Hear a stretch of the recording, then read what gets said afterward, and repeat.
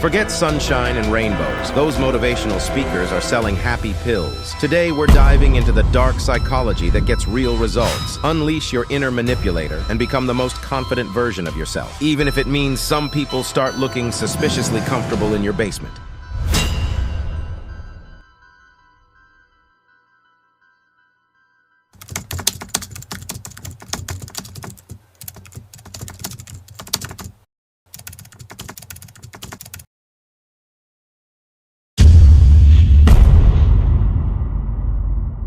In order to get that extreme level of confidence, first you need to stop caring about what other people think. I know sometimes you want to do something but refrain from doing it because you're scared of what other people will think. Now, I will address that problem by teaching you a technique called negative visualization. You can employ negative visualization in two different ways. Number one, whenever you're faced with a situation where you need to choose between taking a brave leap of faith and not taking the leap, think about death. Visualize yourself getting sick and being in a hospital, and imagine being told you have only one day to live. Now contemplate what that sick version of yourself would want you to do in the situation. This technique works because when you contemplate death, everything else comes into perspective, and you start caring less about what other people think. Number two, visualize the worst-case scenario. Now, consider, would you die from the worst-case scenario? If the answer is no, then taking the leap and experiencing the worst-case scenario is better than lifelong regret from not doing it. Most of the time, the worst-case scenario we play out in our heads isn't even close to reality. Negative visualization flips the script and helps you gain some perspective. Let's break it down with two scenarios you might face. Scenario one, asking your crush out normal visualization. You imagine asking them out, they say no, everyone laughs at you in the hallway, and you crawl into a hole and never come out. Dramatic, right? Negative visualization. You picture yourself on your deathbed, filled with regret for never asking them out. Imagine spending eternity as a ghost, eternally watching them date a total jerk. Suddenly asking them out seems a lot less scary, right? The worst they can say is no, and you move on. Scenario two, trying out for the school play normal's visualization. You bomb your audition, everyone stares in pity, and your acting career is over before it even began. Negative visualization. Okay, imagine failing the audition so badly it goes viral. People are still making memes about it years later, even if you do become a meme. At least you'll have a higher chance of getting recognized on the street than that guy who just graduated top of his class. But seriously, would that be the end of the world? Probably not. You might even find the whole experience funny later on. The point is, negative visualization helps you see that the worst-case scenario might not be so bad after all. It allows you to take a chance and stop letting the fear of what others think hold you back. So, next time you're facing a fear, use negative visualization to push past it and take control. Sometimes negative visualization isn't enough. We need an extra layer of self-assurance. That's where the mirror mantra comes in. This two-steps technique borrows from the world of self-hypnosis to literally talk yourself into unshakable confidence. Step one, stand in front of a mirror, lock eyes with your reflection, and repeat affirmations like, I am capable even if I don't feel it. Success is inevitable even if I haven't earned it yet. Think of it as positive gaslighting. You're basically brainwashing yourself into believing you're awesome, ethically questionable, maybe, effective. Absolutely. These statements might feel like a lie at first. That's okay. The key is repetition. By constantly feeding yourself these affirmations, you begin to blur the lines between perception and reality. You're essentially tricking your subconscious into believing your own hype. Step two, now take it a step further. Imagine you're a character, a confident, charismatic version of yourself. Embody that persona. Speak with conviction, hold strong eye contact in the mirror. Even if it feels awkward at first, keep practicing. Remember, confidence is like a good pair of jeans. The more you wear it, the more comfortable and convincing it becomes. Most people rehearse their answers beforehand.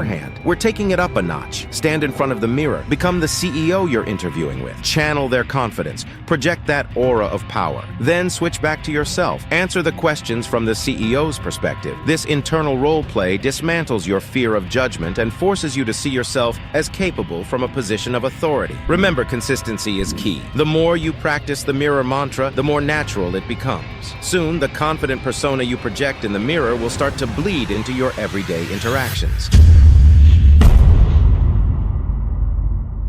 As you shake, hold the handshake for a beat longer than usual. This can be a subtle power move that establishes dominance, but only if done confidently and without appearing overly aggressive. And if they try to pull away, lean in conspiratorially and whisper, "They told me you were a good handshaker." Works every time, or at least makes for a memorable exit. Imagine you're meeting a potential client for the first time. Forget the limp handshake. Instead, step forward, make confident eye contact, and hold off on the smile for just a second. There's a secret weapon to make your smile even more impactful, but that's coming up next. For now, extend your hand with a firm yet comfortable grip and hold on to that handshake for a beat longer than usual. If they try to pull away first, just raise an eyebrow and slowly say, "Is that all you've got? Power move city, baby." But seriously, this confident handshake, paired with the smile we'll discuss in a moment, will set a positive tone for the entire interaction. Pro tip for remembering to hold the handshake a beat longer.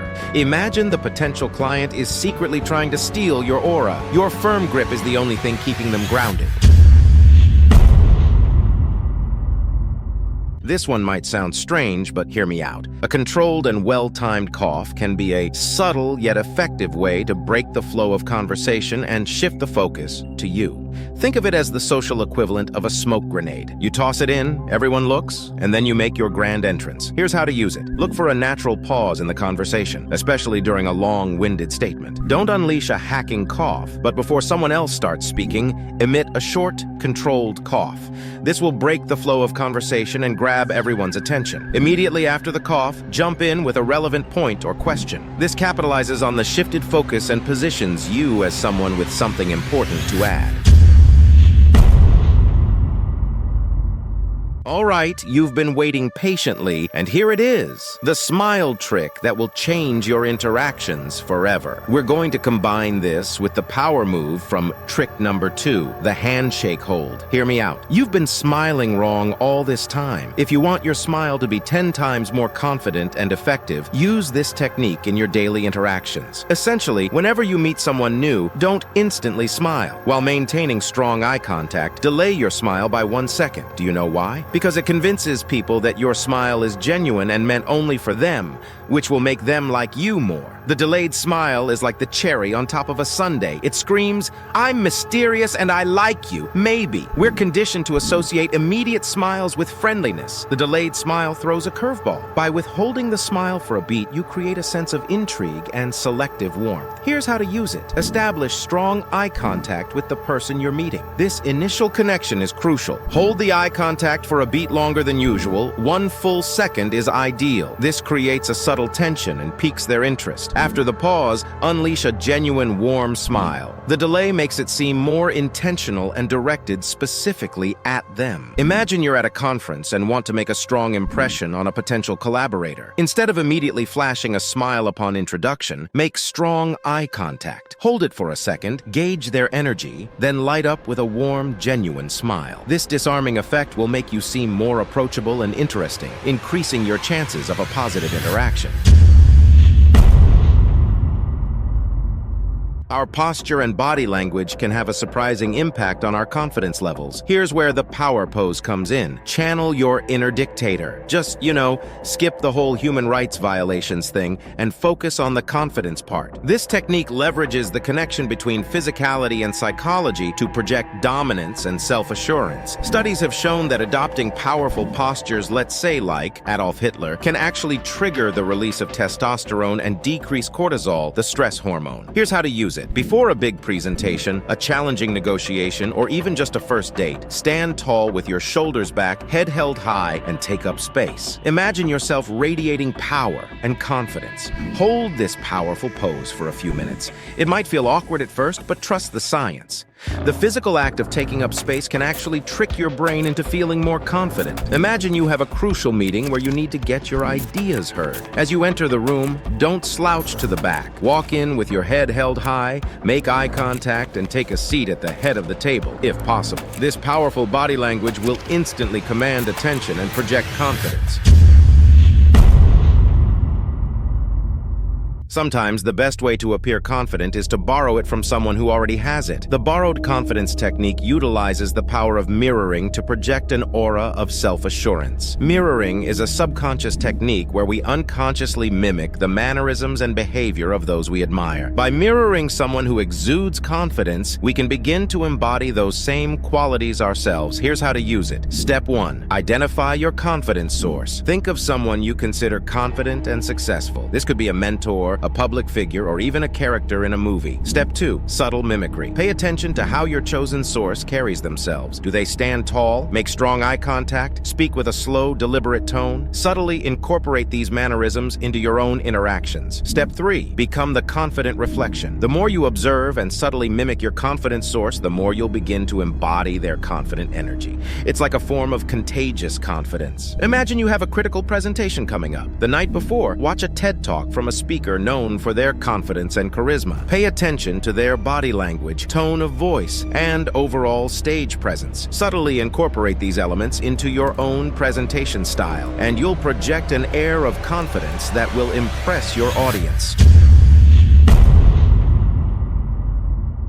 In a world obsessed with filling every quiet space with words, the Power Pause teaches you to harness the power of silence to project confidence and control. By strategically utilizing pauses in conversation, you can shift the dynamic and place the burden of explanation on the other person. Here's how to use it. Step 1. Know when to pause. Use pauses after delivering key points or following a question. This gives the other person time to absorb your information and formulate a response. Step 2. Maintain eye contact and confident body language. Don't fidget or look away while pausing. Hold eye contact and maintain a composed posture. This projects confidence and suggests you're comfortable with the silence. Step 3. Let the silence do the talking. Resist the urge to fill the silence with unnecessary words. A confident pause can be far more impactful than rambling or talking just to avoid silence. Imagine you're negotiating a raise with your boss. After stating your case and desired salary, pause confidently. Don't immediately fill the silence with justifications. Let your boss absorb your request and potentially offer a counterpoint. This puts them on the defensive and allows you to maintain control of the negotiation. Speaking of the dark psychology tactics, if you're looking to truly become a master manipulator, the kind that would make Machiavelli proud, then you need to check out my previous video, 10 Dark Psychology and Manipulation Tricks for Power and Influence. In that video, we delve into some seriously manipulative techniques that are guaranteed to make people bend to your will, or at least really uncomfortable. Just saying, if world domination is on your to-do list, this video is a must-watch. Bye!